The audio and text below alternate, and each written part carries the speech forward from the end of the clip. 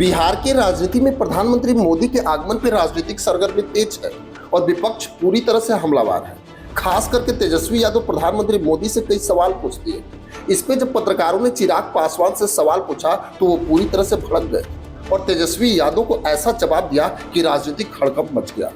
वैसे अगर देखें तो तेजस्वी यादव इस बात से सवाल नहीं पूछ रहे कि प्रधानमंत्री मोदी बार बार क्यों बिहार आ रहे हैं। उनको बस डर है चिराग पासवान से, क्योंकि अगर लोकसभा चुनाव को देखा जाए तो सबसे पहला दौरा प्रधानमंत्री मोदी का चिराग पासवान के लोकसभा जमुई में हुआ था। क्योंकि ये बातें तेजस्वी यादव भी जानते हैं कि चिराग पासवान के रहते वो कभी बिहार की सत्ता में वापस नहीं आ सकते।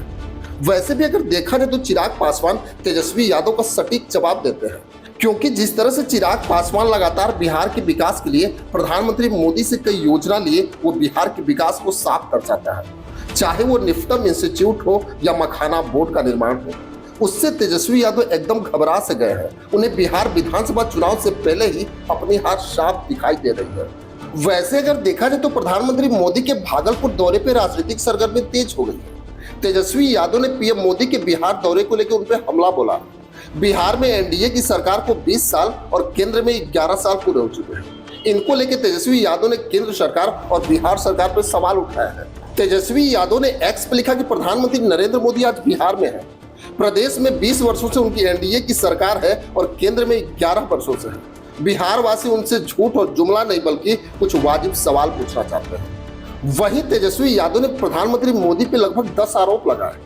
तेजस्वी यादव ने आगे कहा कि सर्वाधिक कि चुनावी वर्ष में आगामी कुछ महीनों तक आदरणीय प्रधानमंत्री मोदी को बिहार और बिहारियों की गजब चिंता सताएगी। इस साल उन्हें गंगा मैया, छठी मैया, जानकी मैया, माता सीता, ब्रह्मा बाबा, महादेव सूर्यदेव, महात्मा बुद्ध और गुरु गोविंद सिंह और जननायक कर्पूरी ठाकुर और लिट्टी चोखा जैसे शिल्प उद्योग, कथित विशेष पैकेज इत्यादि सबकी जुबानी याद आएगी। ऐसी याद की प्रधानमंत्री भाव विभोर भी हो सकते हैं। इसी पे जब पत्रकारों ने चिराग पासवान से इन सवालों का जवाब पूछा तो उन्होंने साफ शब्दों में कहा कि जनता को 90 का दशक याद है। बिहार की जनता कभी नहीं भूली कि ये लोग जंगल राज बना दिए थे। कौन था बैक टू बैक बिहार की सत्ता में 15 साल तक 90 के दशक में, जिसकी वजह से लोगों का पलायन हुआ। जंगल राज बिहार को क्यों कहा जाता है? इन्हीं लोगों की वजह से कहा जाता है ना। आज की चिराग पासवान ने बोला कि तेजस्वी यादव क्यों नहीं अपने पिता की बात करते, बस दूसरे पे आरोप लगाते रहते हैं। तेजस्वी यादव का अपना खुद कोई ठिकाना नहीं है।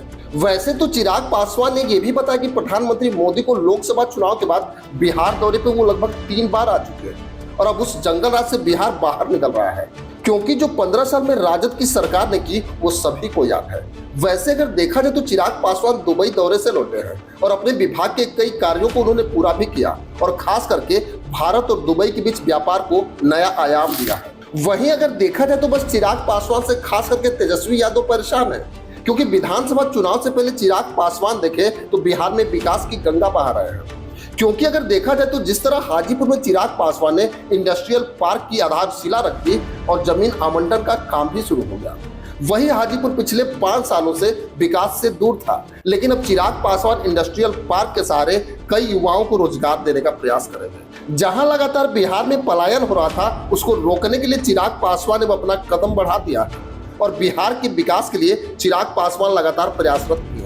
वैसे भले ही तेजस्वी यादव प्रधानमंत्री मोदी या चिराग पासवान पे आरोप लगा रहे हैं, लेकिन इतना तो तय है कि तेजस्वी यादव को बिहार की जनता उन्हें मौका नहीं देने जा रही, क्योंकि अब बिहार के युवा अपना भविष्य चिराग पासवान में देख रहे हैं। क्योंकि तेजस्वी यादव जब भी बिहार की सत्ता में आते हैं तो बिहार में विकास दिखता है, लेकिन सत्ता से हटते ही बिहार बेकार हो जाता है। लेकिन चिराग पासवान अपने राज्य और अपने समाज के विकास के लिए प्रधानमंत्री मोदी से भी सवाल पूछ देते हैं। वो कभी पीछे नहीं हटते, क्योंकि चिराग पासवान सत्ता के लिए नहीं विकास के लिए राजनीति करते हैं। खैर, इसमें आपकी क्या राय है हमें कमेंट बॉक्स में जरूर लिखेंगे। बस आज के लिए इतना ही, फिर मिलेंगे।